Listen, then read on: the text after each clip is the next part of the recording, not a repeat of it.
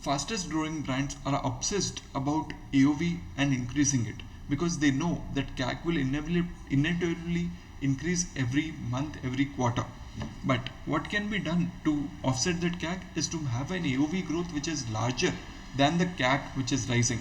So how do you do that? Now AOV, I'm not going, this is not a video where I'm saying try some bundles or try some like push other high value products to increase your AOV. No, we'll be going through in detail what is the first principle way of how AOV is defined, and then understanding how to influence that AOV so that customers buy more and you also get more margin in the back end. Let's get started.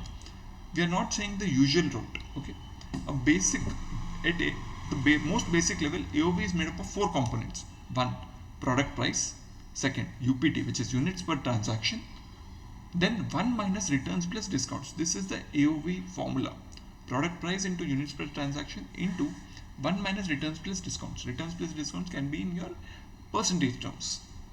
Here, if you want to influence what the AOV should be, first proponent is product price.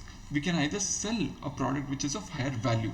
That's one of the ways to increase the AOV. But that should also mean that the returns and discounts stay constant and units per transaction is also almost constant. Units per transaction then should not be a drop because it might offset the product price which you are selling higher. Instead, you should be looking at other factors also. Just because you are selling a high AOV product will not make sure that you get a higher AOV or make more margin. You might be still at a lower AOV because you are losing out on returns and discounts. And please ensure your AOV should not just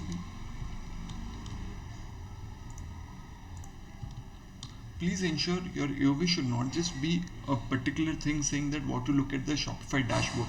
That's not your real AOV. Your real AOV should be calculated based on this formula wherein you are factoring in both returns and discounts.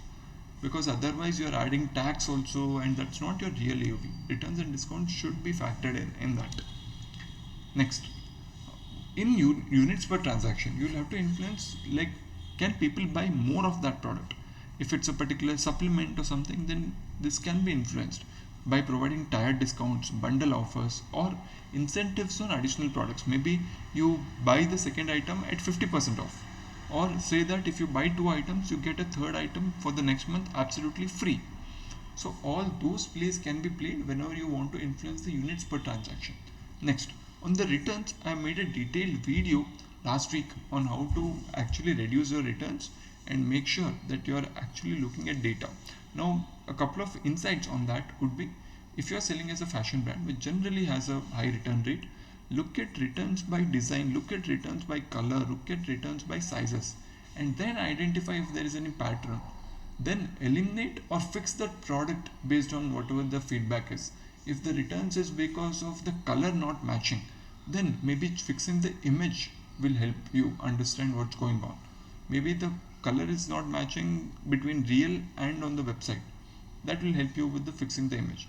Maybe it's not matching because the size says S, but you're selling a bit higher, bit longer one than the standard S size. Then you'll have to go back into your supply chain and fix that product.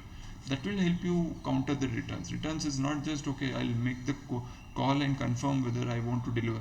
What is the actual reason people are returning the product? That is the most important thing. Next, discounts. This should be monitored as to whether as you increase discounts, your sales might increase. That's for sure. But as you decrease discounts, do sales remain stable after a certain point? If not, then you should be looking at your marketing of how you're positioning the product. Because if discounts is the only way to the growth, then it's the only way to the failure also. And hence you'll have to look at discounts in a manner saying that, okay, after a certain point, if I don't offer discounts, will my sales still stabilize? If not, then you should be looking at your marketing, understanding what's the positioning of product. Is the value I'm trying to deliver on the marketing side, is it matching the product price which I am charging right now? That is the question that needs to be asked. If it is not matching, then either increase or decrease the price based on the positioning you are defining. It's always better to increase the price if you can redefine your positioning. Thank you very much.